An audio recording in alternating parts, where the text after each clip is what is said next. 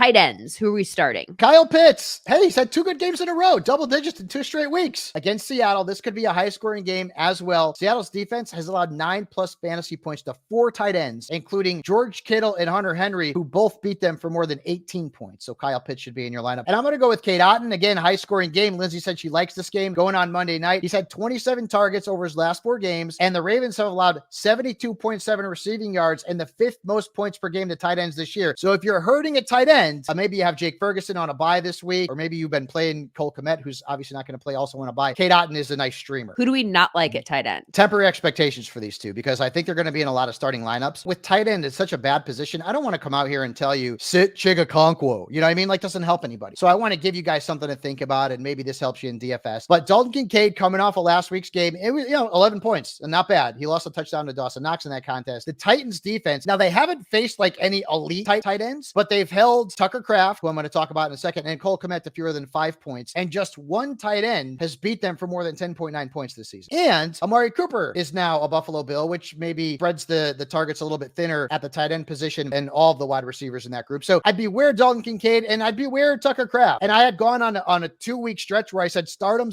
And then he had 2 good games. And then I said, well, I'm going to ride the Kraft bandwagon while it's hot. Yeah. And it did not work out last week. He had a bad game. And this week he's got the Texans. They've allowed 1 tight end to beat them for more than 7.2 points. And that includes Kincaid and Cole Kmet. And, oh, by the way, only 2 teams have allowed fewer fantasy points per game to tight end than Houston. So keep that in mind. Tight ends, Lindsay, are averaging 21.5 yards per game as a unit against Houston this season. So it's not a good matchup for Tucker Kraft.